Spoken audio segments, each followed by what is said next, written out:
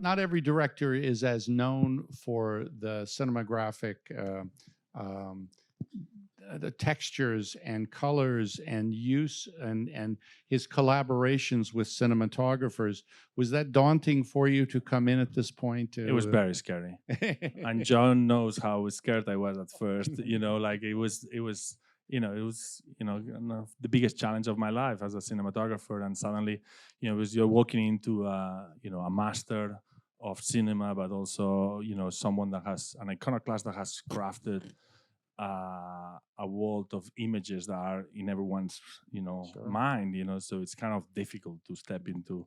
And also he's been using the same DP for 40 years. Yeah, no, Not he's been exactly. changing, Yeah. but like in the last 10 movies, 8 were done by Alcaine, who is Yeah. like one of the masters of light in Spain. So it's like it's pretty scary.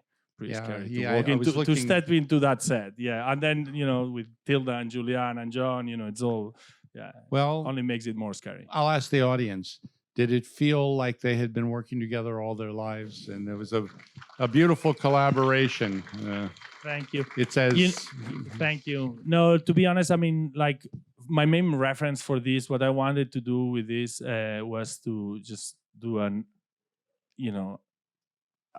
homage of the good Almodovar movies that we've seen through the years. was it comfortable that this was the first English language film that he made? I mean, I've met him. He speaks English quite well, I think. Yeah. But Well, I think the ladies worked a lot on that, trying to loosen it up. I had read an early translation. I've done a lot of plays in translation, and I've done a lot of films with foreign directors, sometimes in different languages. And there are some words that do not translate, and so I did bring those up to him, and he was pretty amenable with me.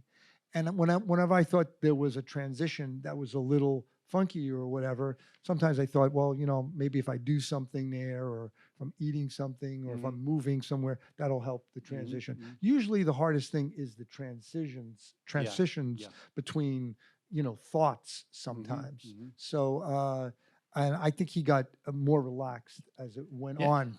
In a strange way, maybe some of the most difficult scenes are the ones, there's a lot that has to happen after she's interrogated and with the lawyer, right? Because you've got to communicate a lot of business and a lot of feelings and a lot of tension, right? But it's got to keep going. It has to keep going. I mean, translation is a real art form. It is, and I know I worked on a Chekhov play, The Cherry Orchard, and we read every translation of it. And we were doing a new translation of it, and we were trying to get it as pared down, and it takes a while. Yeah. So, but also Pedro's in Spanish has always had a very peculiar sound. Even the way he uses words and it's language, a little elevated. It's very peculiar even for Spanish. Yeah. So it's one of his distinctives. People like when he doesn't sound totally English sometimes is actually. He never sounded totally Spanish either. In Spanish, He's Pedro. He's Pedro.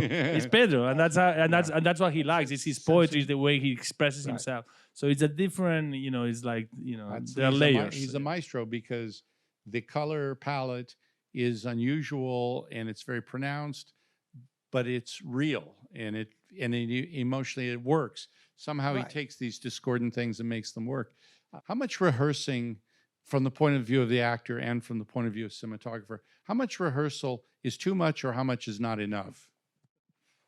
Well, I think rehearsal is good if it's not result oriented. If you're exploring it, or sometimes you're trying to find the music of a scene, getting to know someone. I think if you know how to rehearse, it's not going to hurt you. You could still be spontaneous, but there's a danger of rehearsing it to death. Yeah, I mean, you could shoot something to death also. Right. Yeah, I've shot scenes where you go, we got the scene, and they kept shooting from every other angle. So that's a whole other experience. But I think spending time beforehand is a terrific. You start to develop like a shorthand where you'll see someone nod and you go, okay, I'm doing. Would you be uncomfortable if there weren't enough rehearsal time? I've experienced that too. Because sometimes the budget and the director doesn't like it, and Yeah, I mean, when you have a shorter time to shoot, then I think you actually need more rehearsal. yeah, And yeah, sometimes you that's have right. less. But Yeah. there are a lot of people who don't like to rehearse. Mm-hmm. They they're sort of superstitious. Mhm. They think you're going to lose. Yeah, you're going to leave it on the floor. You're going to there. leave it there, and that's I mean, look at the films of Sidney Lumet. He used That's to direct. so He used to interesting. rehearse Yeah. the entire film. Yes. Off book. Yeah. On its feet. Yeah. Full out. He would do a run through, and you watch the films. The actors are terrified in those films because they realize we've got to get it like 1 or 2 takes, and the acting in his films are usually superb.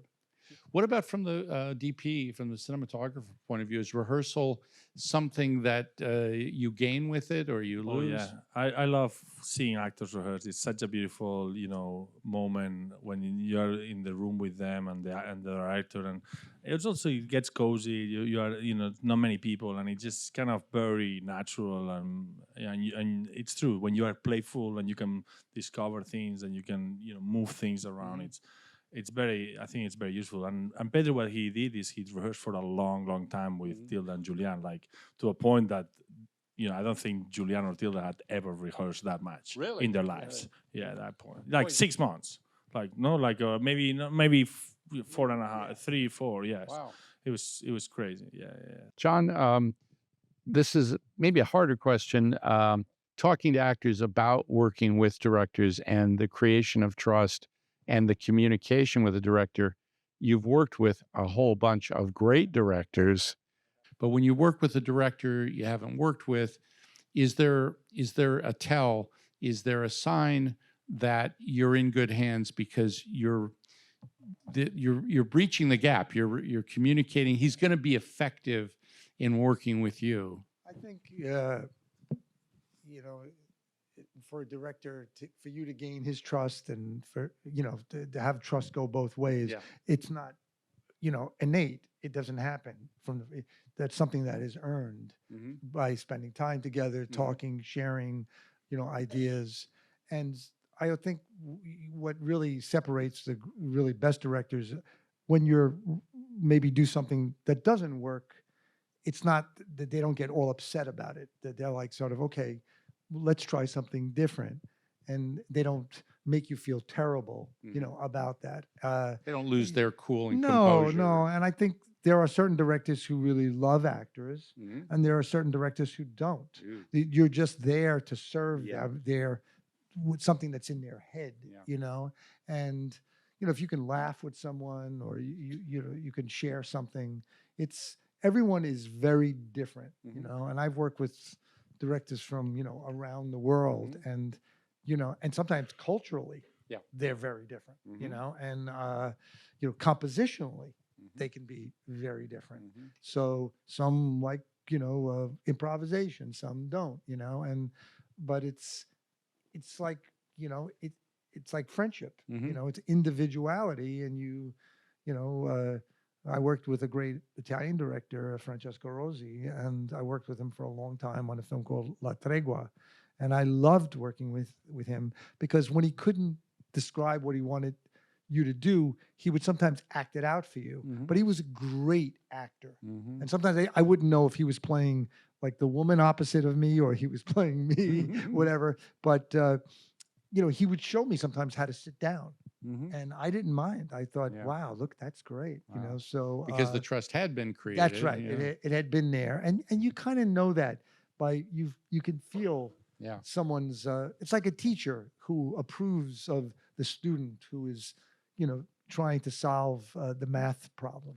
I've had actors tell me that sometimes a director can be quite sadistic. If you get on the wrong side of them, they can do things that can really hurt you. Oh yeah, physically even. I've experienced that. Okay. Yes. In the 1980s, that was a big thing. There was a lot of cocaine-driven directors, and they would get really physical and a sort of abusive, to you. Horrible. And so, eventually, I learned how to speak up for myself. And say, "Hey, that doesn't work for me." Wow. But it took a little while because actors, when they get hired, they don't want to be fired. You're vulnerable. You're vulnerable.